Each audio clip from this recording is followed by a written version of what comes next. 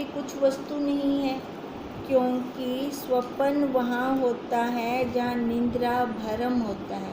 स्वप्न कैसे आता है? नींद में, है ना। जागृत में तो कोई स्वप्न नहीं होता।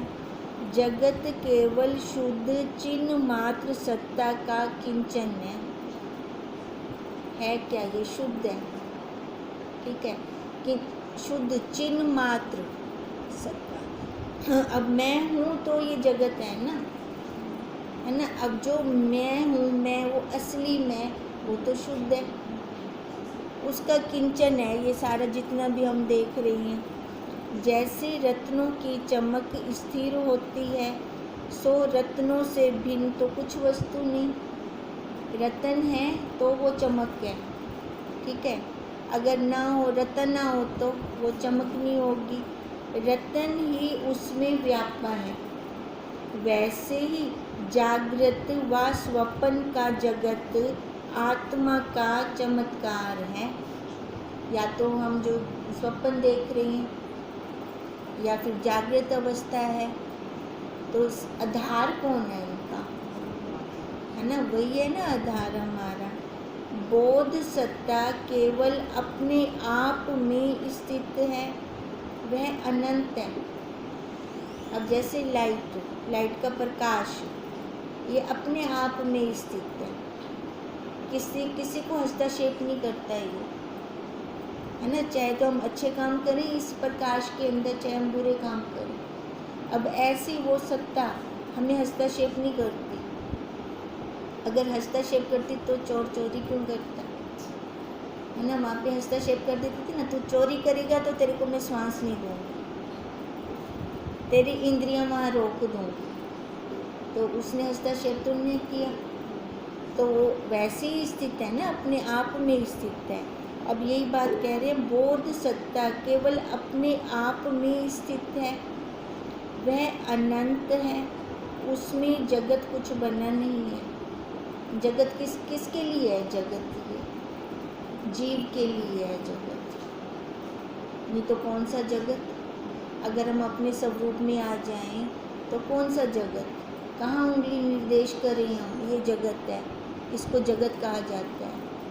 तभी कह रहे हैं जगत कुछ बना नहीं है। जो आत्मा से भिन्न जगत दिखता है वह नाशवान है। अगर अपनी आत्मा नहीं दिखता ये जगत है, तो बताओ जगत कभी स्थिर रहा? किसके लिए रहा? परवाही है, जा रहा है। जो जा रहा है तो वो नाशवान है। जो नहीं जा रहा, जो परवाही नहीं है, वो मैं हूँ, वो मेरा आपा है। आत्मा सदा अविनाशी है। हे बदिक, जब यह पुरुष शरीर को छोड़ता है तब परलोक में सुख दुख ऐसे भोगता है जैसे जल में तरंग उठकर मिट जाता है। अब जो शरीर के अंदर दुख सुख भोगता है, उसकी तो उसको स्मृति बनी रहती है, बार बार इसको याद आ रहे होते हैं। अब परलोक के अंदर इसका सुख दुख कैसे है? जैसे पानी की लहर का कितनी देर का वजूद है, आई और गई। परलोक के अंदर इसका ऐसे है। और दूसरी जगह और प्रकार से उठता है, एक जगह मिट गई, फिर दूसरी जगह लहर उठी। एक जगह इसका दुख सुख खत्म हुआ, दूसरी इसको लहर आ गई उसकी। सो जल ही जल है, पहले भी जल था, पीछे भी जल है, तरंग भी जल है, और जल ही का विलास है। जैसे है तरंग, क्या है? जल ही तो है ना। मटका क्या है? मिट्टी ही तो है, मिट्टी से भिन्न थोड़ी है।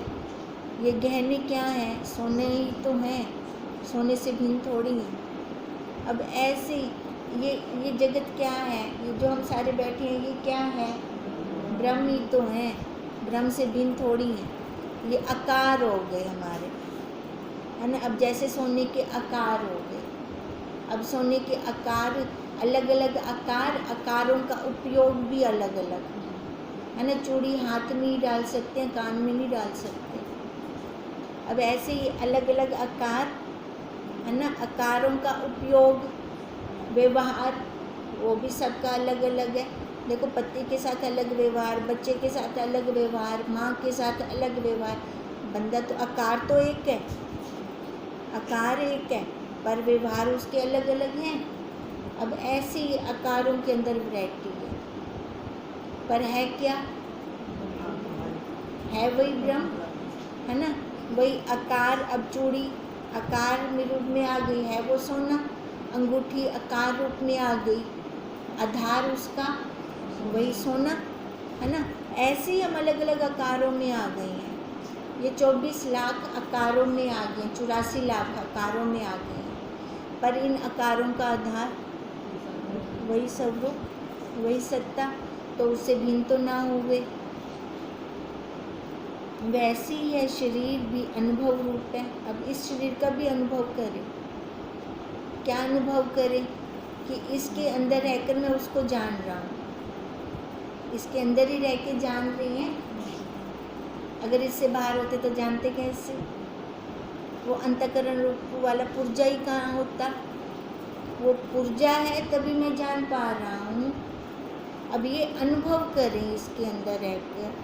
अनुभव से भिन्न कुछ भी नहीं है, खाली अनुभव है, क्योंकि उसको मैं देख तो सकता नहीं, ना ही मैं दिखा सकता हूँ। तो क्या कर सकता हूँ? खाली अनुभव कर सकता हूँ। अब जैसे मिठास, मिठास ना मैं देख सकती हूँ ना दिखा सकती हूँ, अनुभव कर सकती हूँ उसको। आपको भी कहूँगी आप पीकर देख लो, ये कहूँगी ना। अब ऐसे ही आपको कहते हैं अनुभव निकालो अपना। अब अनुभव निकालो, तभी हमारा ये होमवर्क चल रहा था कि उससे बातें करो। अब बातें कैसे होंगी? दो बन के बात होगी, पहले उससे अलग तो हों, अलग होकर तो फिर इसको देखें। अब अलग होकर देखेंगे तो उससे फिर बातें भी होती हैं। फिर जैसे मनुष्य एक स्वप्न को छोड़कर दूसरा स्वप्न देखता है, तो क्या है? अपना ही तो रूप है। कितने स्वप्न देखे हमने, तो वो सारे स्वप्न क्या हैं? हम ही तो हैं, हमसे तो निकले। वैसे ही यह जगत भी आत्म रूप है। हे बधिक, जागृत, स्वप्न, सुषुप्ति और तुरिया, यही चारों वपु हैं। 4 शरीर हो गए ये। जागृत सृष्टि की समिष्टता है, उसका नाम विराट है।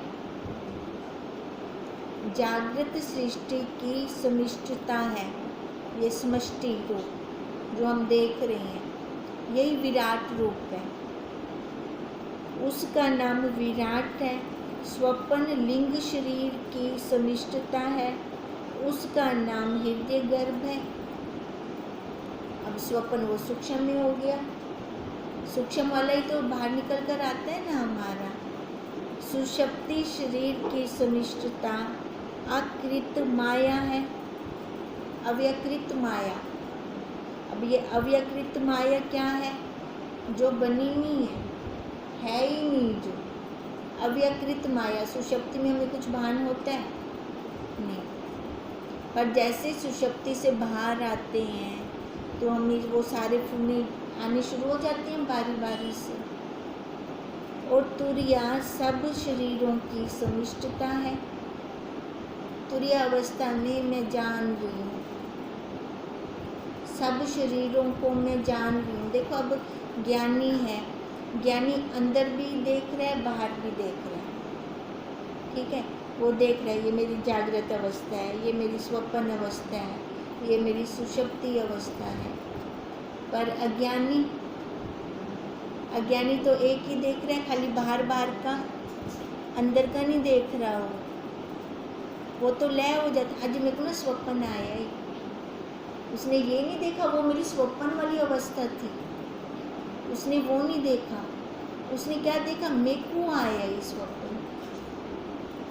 जागृत में जितना भी व्यवहार किया ना, मैं बन कर उसने किया। उसको ये लगा नहीं कि ये जागृत अवस्था है, जागृत में तो ये सारा कुछ हो रहा है, जागृत में तो अंदर से उसको फुलने की सत्ता वही दे रहा है जो निराकार है। निराकार इस आकार को चला रहा है। अगर ऐसे भान आता है, ऐसे इस बुद्धि में आता है, तो वो देखेगा कि ये जागृत अवस्था का ही तो है सारा। जागृत अवस्था में तो होगा ये कर्म सारा। बताओ स्वप्न में हम कौन सा कर्म करते हैं? स्वप्न में जो कर्म होता है वो बुद्धि की दृढ़ होता है। स्वप्न मिथ्या है, मिथ्या नहीं बनते। ये कलयुग का वरदान है, कलयुग को वरदान है, जागृत में बनते हैं। कलयुग के बहुत फायदे हैं। अगर हम कलयुग का सदुपयोग कर लें ना, अपने स्वरूप में हम बहुत जल्दी पहुंच जाएं। सतयुग में नहीं था इतना, सतयुग में तो बहुत कर्म बनते थे। कलयुग को ये वरदान है। पर माया भी ना ले, एक बार माया को जीत गिनी। एक बार अगर माया को जीत लेते हैं तो फायदा बहुत है कलयुग का। अपना काम इसी जन्म में हम खत्म कर सकते हैं। अब इसलिए कहते हैं सुषुप्ति शरीर की सुनिष्ठता अव्यकृत माया है और तुरिया सब शरीरों की समिष्टता है। यह चैतन्य रूप आत्मा है। अब तुरीय अवस्था में हम सारे जानते हैं, अंदर भी बाहर भी सबको देख रही हैं, फिर अपने से अलग होकर देख रही हैं, मिलकर नहीं देख रहे हैं। तुरिया साक्षी भूत के जानने को कहते हैं, है ना। जैसे मैं जान रही हूँ, मैं इसको खिला रही हूँ, मैं इसको सुला रही हूँ। बापूजी दादा गुरुजी की बातें बताते थे ना, भी जब वहाँ उनके साथ रहते थे वो, तो जब बापू दादाजी को खाना देकर आते थे तो इतनी ज़ोर से आवाज़ें आ रही होती थी, अंदर से आवाज़ें आ रही होती थी, है ना। तो फिर बापूजी कहते थे अंदर तो खाली दादा गुरुजी हैं, स्वामी जी हैं, और दूसरा पर्सन तो है नहीं कोई, तो किससे बातें कर रही हैं वो। फिर वो किससे बातें कर रहे होते थे? अपने आप से बात कर रहे होते थे। आज बेटा जी मैं तेरे को इतनी रोटी खिलाऊंगा, अच्छा आज साग खाएगा, आज ये खाएगा, खा ले खा ले। ऐसे उसको प्यार भी करते थे और उसको खिलाते भी थे। अब खाया तो खुद, पर कैसे खाया? अलग होकर खाया ना। तो ऐसी तुरीय अवस्था साक्षी भूत की अवस्था है। वो हम अपने खुद के साक्षी हो जाते हैं, वो हम मिलते नहीं हैं इसके अंदर। फिर उसकी समिष्टता रूप चैतन्य वपु है, चारों शरीर उसके हैं।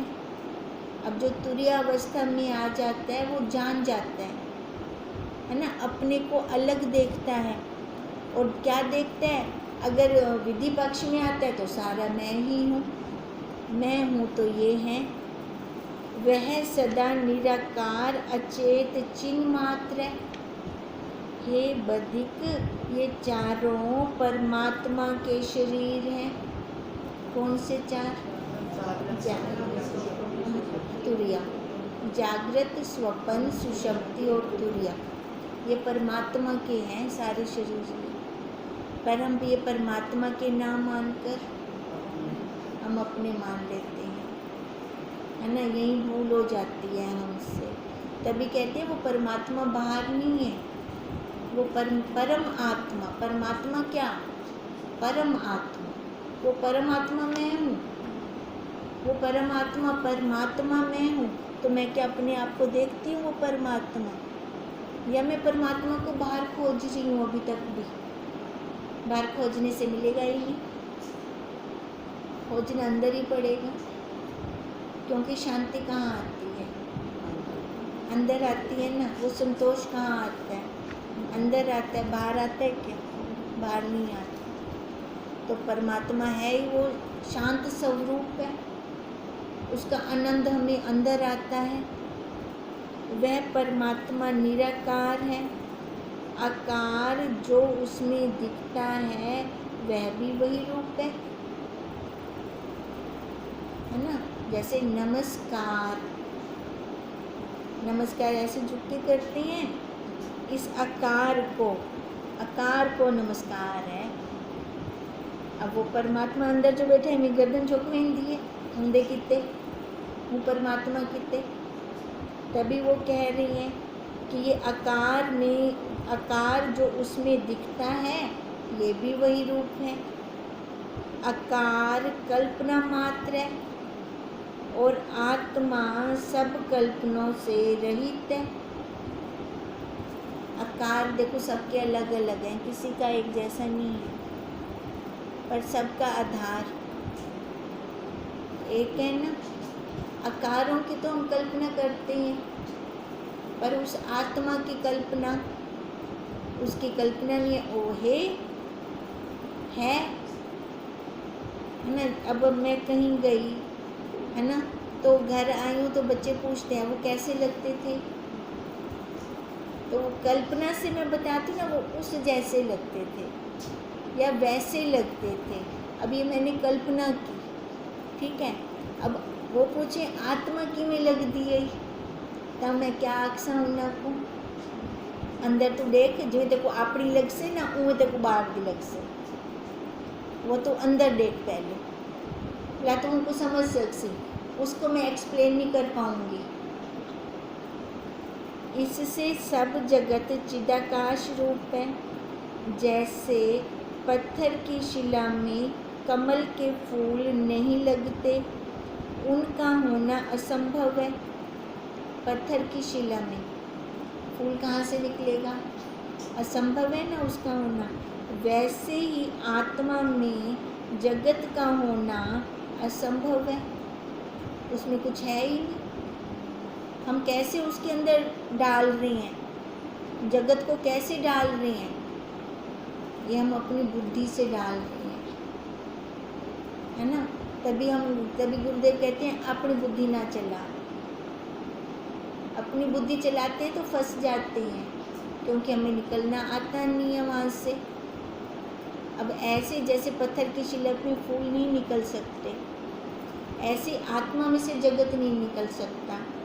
हे बधिक, आत्म सत्ता अपने आप में स्थित है। तू जाग कर देख कि सब पदार्थ संकल्प मात्र है। अब हमें वो बार बार जगा रहे हैं, कहाँ जागे, अपने स्वरूप में, है ना। अपने स्वरूप में जागे। जब अपने स्वरूप में जागेंगे तो सारे छूटने शुरू हो जाते हैं, छोड़ना नहीं पड़ता उनको, स्वतः ढीले होने शुरू हो जाते हैं। अपने आप जा रहा है, पर भाई ये संसार जा रहा है, जा रहा है, जा रहा है। शरीर को देखो, जा रहा है, जा रहा है, जा रहा है। कौन टिक कर बैठा। कोई एक ऐसी वस्तु का नाम बताओ जिसमें अभी तक विकार ना आया हो। है कोई ऐसी वस्तु जिसमें विकार ना आया हो। सब जा रहा है। तभी कह रहे हैं सारा संकल्प मात्र है। मैंने संकल्प बना रखा है कि मैं माँ हूँ, मैं पत्नी हूँ। कहाँ जो बच्चे बाहर चले जाते हैं, माँ थी, माँ बड़ी बेटी है, उन्हें को पूछो, उन्होंने माँ को ओहदा दिता हो माँ वाला। हाँ, ये तो मैं बाहर के बच्चों की बात करती, जो यहाँ रहते हैं उनसे पूछ लो, माँ माँ बड़ी बेटी है। पर बच्चे, उनके मन में नहीं है इतना लगा, तो फिर इधर क्यों। ये क्या है, ये मेरी कल्पना है, ये मेरा संकल्प है। तो हम ऐसे संकल्प क्यों कर रही हैं। फिर वहाँ से हमें जगा रहे हैं। ये सारे पदार्थ संकल्प मात्र हैं, जिसके अंदर ये सारी कल्पित हैं। ये कल्पना किसके अंदर हो रही है, उसके अंदर, है ना। वो है तभी मैं ये कल्पना कर पा रही हूँ। एक मुर्दा कल्पना करके दिखाए, वो कर सकता है कल्पना? नहीं कर सकता। वह नाम रूप से रहित है। जब तू उसको देखेगा तब सब जगत आत्म रूप प्रतीत होगा। अब बच्चों को तो मैंने बोल दिया उदाहरण देकर, वो उस जैसा लग रहा था, ये उस जैसा लग रहा था। अब अपनी आत्मा का क्या उदाहरण दूँ, उसका तो मैं कोई उदाहरण दे ही नहीं सकती। फिर मैं ये कह रही, जब तू जागेगा, जब तू देखेगा, तो अपने से भिन्न नहीं जान पाएगा। अब यही बात गुरुदेव हमें बार बार कहते हैं। तो पहले अंदर देख सी तो अपने तो अलग तक कुछ लग से ही कहना। मटके के आधार को देख। मटके के आधार को देखा तो सारे बर्तन मिट्टी के आ गए ना, मिट्टी से अलग तो नहीं है ना। अब ऐसे उस आधार को देखें। जब उस आधार को देखते हैं तो कुछ अलग है ही नहीं। फिर कुछ अलग नहीं है तो बुलाए राग द्वेष क्यों? राग द्वेष वो गुण है। आधार तो एक है सबका, पर सबके अंदर गुण भी तो चल रही है ना। सत्य रज तम 3 गुणों की लीला चल रही है। पर दृष्टि में क्या रहे हमारे, है ना? हमारी दृष्टि में वही एक परमात्मा। हर कोई गुणों के अपने अपने गुणों के हिसाब से चल रहा है। तो हम किसी का गुण क्यों उठाएं? हमें कहाँ चलना है ना? हमें आधार पर हम इसके गुण देखें भी तेरे अंदर केड़े गुण चल देते हैं। जब इसका गुण देखती हैं सारा वही खत्म हो जाता है। जब तू उसको देखेगा तब सब जगत आत्म रूप प्रतीत होगा। इति श्री योग विशिष्ट निर्वाण प्रकरण स्वपन निर्णयो नाम 236 सर्गा समाप्त। बद्धिक बोला, हे मुनीश्वर, उस पुरुष के हृदय में जो सृष्टि देखी थी उसमें तुम किस प्रकार विचरते थे? बद्धिक का प्रश्न चल रहा है ना। उसके अंदर जो देखा था कैसे किया और क्या देखा था सो कहो। मुनीश्वर बोले, हे बद्धिक, जब मैंने उसके हृदय में नाना प्रकार का जगत देखा तब मैं अपने कुटुंब में रहने लगा। 16 साल के थे वो, आगे थी ना उनकी अवस्था, अपने पूर्व की अवस्था को वो भूल गए थे। तब क्या कह रहे हैं? तब मैं अपने कुटुंब में रहने लगा। पहले की स्मृति भूलकर 16 वर्ष तक उसी को सत्य जानकर चेष्टा करता रहा। तब मेरे गृह में माननीय उग्र तपा नाम के एक ऋषिवर आए। उनका मैंने बहुत आदर किया। उनके चरण धोकर मैंने सिंहासन पर बिठाया और नाना प्रकार के भोज्य पदार्थों से उनको तृप्त किया। जब उन ऋषि ने भोजन करके विश्राम किया तब मैंने कहा, हे ऋषिवर, यह मैं जानता हूँ कि तुम परम ज्ञानी हो, क्योंकि अपने रूप आत्म तत्व को आप ही जानते हो। जब तुम आए थे तब थके हुए थे, परंतु तुम में क्रोध ना दिख पड़ा, और जब तुमने नाना प्रकार के भोजन किए तब तुम हर्षित भी नहीं हुए। इस कारण मैंने जाना कि तुम परम बोधवान हो। है ना? पहले उनको कोई गुस्सा नहीं था, थकावट होने के बाद भी, चाहे भूख भी लग रही थी तो भी क्रोध नहीं था। अब खाना खाने के बाद भी उनमें कोई हर्षता ना आई, प्रसन्नता ना आई, सम अवस्था में रहे। तो अब वहाँ से जान गए कि ये बोधवान है, ज्ञानवान है, और तुम में राग द्वेष कुछ नहीं है। इससे मैं संशय युक्त होकर एक प्रश्न करता हूँ, कृपा करके उसका उत्तर देकर मेरे संशय को दूर कीजिए। हे भगवान, इस जगत में जो दुर्भिक्ष पड़ता है और सब इकट्ठे मर जाते हैं और कष्ट पाते हैं, इसका क्या कारण है? ना, जैसे बाढ़ आ गई है ना, भूचाल आ गया। अब वहाँ पे तो कर्मों का कुछ नहीं है ना, इकट्ठे बाढ़ आ गई, इकट्ठे ही सारे गए। तो अब ये प्रश्न कर रहे हैं, जो दुर्भिक्ष पड़ता है ना, इकट्ठे सारे चले जाते हैं, इकट्ठे मर जाते हैं और कष्ट पाते हैं, इसका क्या कारण है? यह तो मैं जानता हूँ कि जैसे शुभ अथवा अशुभ कर्म जीव करता है, उनका फल पाता है। जैसे धान को बोता है तो समय पाकर फल भी अवश्य आता है।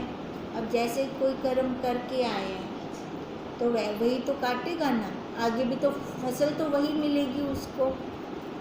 वैसे ही कर्म का फल भी अवश्य प्राप्त होता है। तभी हम बार बार यही कहते हैं, अब जिसने बैंक में पैसे जमा करवाए हैं वही निकालने का हकदार है। जिसने जमा ही नहीं करवाए है ना, तो वो निकाल तो नहीं सकता ना। अब जिसकी पुण्य कर्मों की पूंजी ही नहीं है तो उसको सुख कैसे प्राप्त होगा। अब जिसके पुण्य कर्मों की पूंजी है, नहीं तो हम कैसे मेणा मारते हैं भगवान को, सारे सुखों को ही लेवणे हैं। मैं तो कुड़ी खाई कहना लिखता है ना, ऐसा मेणा मारते हैं ना भी जरा बैंक में जो जमा करवाए उनको वही तो मिल से, वही तो निकालेगा।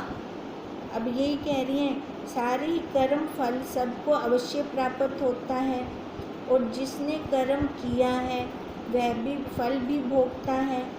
पर दुर्भिक्ष में इकट्ठा कष्ट क्यों कर प्राप्त होता है। उग्र तपा बोले, हे साधो, प्रश्न समझ में आ गया। उग्र तपा बोले, हे साधो, प्रथम यह सुनो कि जगत क्या वस्तु है। यह जगत कारण बिना उत्पन्न हुआ है और जो कारण बिना दिख पड़े उसे भ्रम मात्र जानिए। पहले तो ये कह रही हैं कि पहले ये पता हो कि जगत क्या है ना। अब जगत का कोई कारण तो है नहीं, तो बिना कारण के दिख रहा है तो इसका मतलब ये भ्रम है। इससे तुम विचार करके देखो कि यह जगत क्या है, तुम कौन हो, इसमें क्या है और इसका अंत कहाँ तक है। अब पहले ये विचार करो कि जो आई बैठी हूँ यहाँ पर क्यों आई हूँ, जिस परिवार में हूँ मैं उस परिवार में क्यों हूँ, मैं किसी दूसरे परिवार में क्यों नहीं हूँ। कर्मों का लेन देन है ना। शादी करके कहाँ से कहाँ पहुँचे, वहाँ क्यों पहुँचे, किसी और घर में क्यों ना पहुँचे, कर्मों का लेन देन है ना। अच्छा, शरीर जो मिला क्यों मिला, भुगतान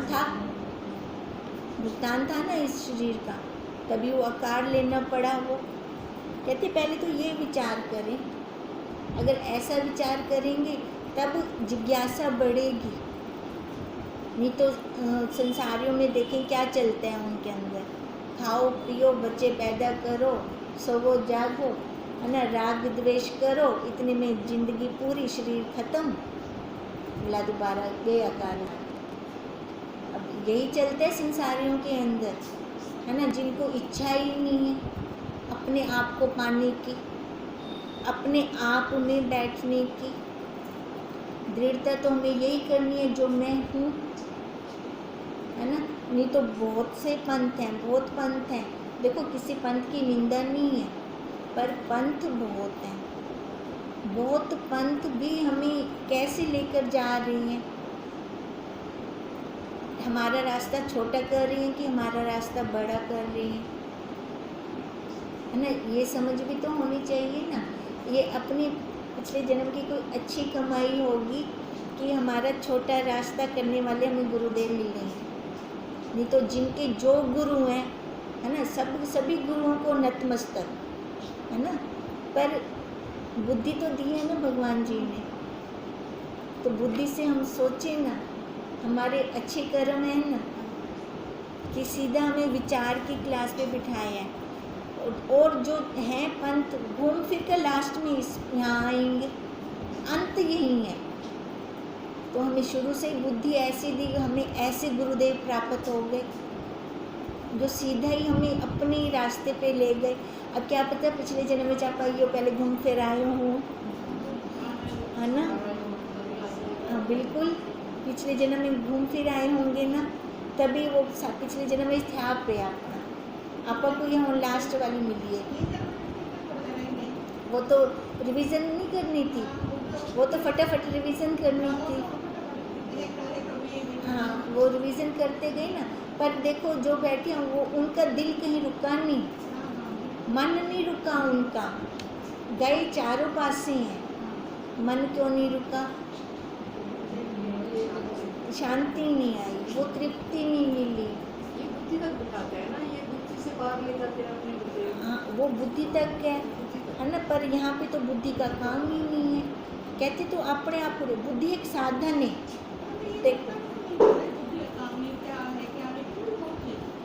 वो अब अपने को करवाया उन्होंने, गुरुदेव ने ऐसी क्लास में बिठाया उन्होंने, इतना तो मानते हैं ना हम, है ना। और हमारी रिवीजन भी करवाई, पिछले वाला भी तो सारा याद करवाया नहीं, हाँ फटाफट वो रिवीजन तक करनी है, रिवीजन करने के बाद ही आप हम लगभग चलू है ना। तो उसके आगे चलने का कारण यही है कि वो पीछे हुआ पड़ा था, तभी हम अपनी बात सुन पा रहे हैं, नहीं तो कोई जल्दी जल्दी बह नहीं सकता।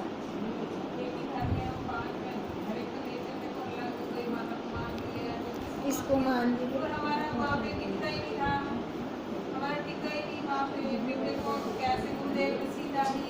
इस क्लास में बिठाया। अब ये फर्क है, दिखते है ना, सबका अलग अलग है, ये कर्मों का लेन देन है ना। और हमारे जैसे कर्म थे हमें उसी हिसाब से मिला, अब सारा कुछ वैसे मिला। अब भी ये शुक्राना करें हम अपने गुरुदेव का, अपनी बुद्धि का भी शुक्राना करें कि जो हमें यहाँ टिका रही है। नहीं तो और जो आते हैं ना, इतनी जल्दी यहाँ बैठ नहीं सकते, क्योंकि आए और गए, क्योंकि उनको यहाँ रस नहीं आता। ये इसको रूखा ज्ञान कहते हैं, पर हमें इसमें रस आता है, हमें यहीं रस आता है ना। यहाँ कोई ढोल की चिमटा तो है नहीं भी वहाँ से रस लें, हमें अपनी बात करने में रस आता है, अपने अंदर अपने आप में बैठने में रस आता है। और भी सभी आएंगे इस क्लास में, लास्ट वाली सीढ़ी यही है, इसी सीढ़ी को क्रॉस करके जाएंगे, है ना। तो अब हम उसी क्लास में बैठ गए, तो अब तो हम ये कह सकते हैं हमारा हाथी निकल गया, एक पूँछ रह गई है ना। पूँछ के लिए मतलब एकदम तैयार रहें इसको भी निकालने के लिए, कहीं ढीले ना पैर बनो।